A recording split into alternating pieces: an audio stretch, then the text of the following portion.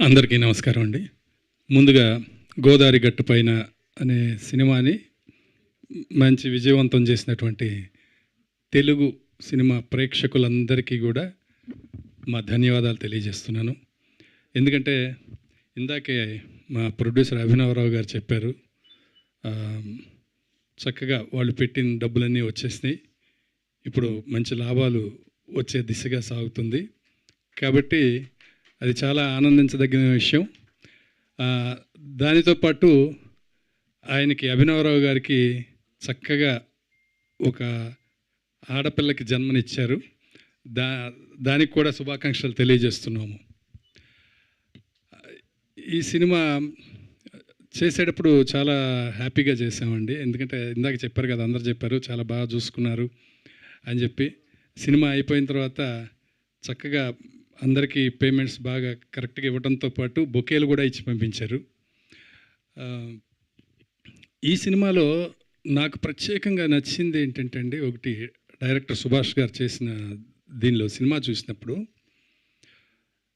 మంచి cute love story, family values, family ఒక కుటుంబ అనుబంధాలు, మంచి ఫ్రెండ్షిప్ అంటే ఎలా ఉండాలి, వీటన్నిటితో పాటు ఇప్పుడు సొసైటీలో మత సహనం బాగా అడుగంటిపోతున్నటువంటి ఈ కాలంలో సినిమాలో అన్ని మతాల పాత్రల్ని పెట్టారండి డైరెక్టర్ గారు.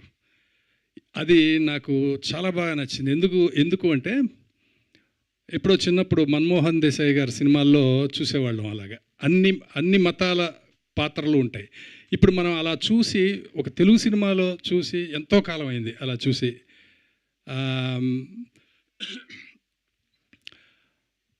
అది బాలచంద్ర గారు, డైరెక్టర్ బాలచంద్ర గారు ఒకటి చెప్తారండి, సినిమాలో మీరు ఏదైనా సరే ఒక మంచి విషయాన్ని చెప్పాలి అంటే అది వెర్బల్గా చెప్పకూడదు, సినిమా చూసిన ప్రేక్షకులకి అంతర్లీనంగా అది కథాంశంలోనే అర్థం అవ్వాలి అని చెప్పి ఆయన చెప్తారు.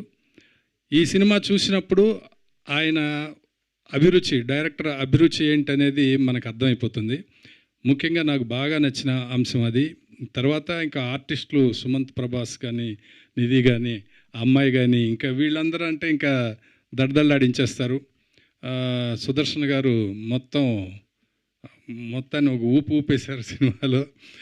అన్నీ బాగున్నాయి. జగత్ బాబు గారు ఇంకా గురించి చెప్పేదేం లేదు. లైలా గారు ఇలాంటి బ్రహ్మాండమైన యాక్టర్స్ చేశారు. రాజీవ్ కనకర గారు, మేము అలాంటి వాళ్ళందరూ కూడా మేము కూడా సపోర్టింగ్గా ఉన్నాం. అలాంటి మంచి అవకాశం నాకు ఇచ్చినందుకు డైరెక్టర్ సుభాష్ గారికి, ప్రొడ్యూసర్ అభినవరావు గారికి నా ధన్యవాదాలు తెలియజేస్తున్నాను. వేసవిలో ఇంత మంచి సినిమా చేసినందుకు తెలుగు ప్రేక్షకులకు మరొకసారి ధన్యవాదాలు. Thank you.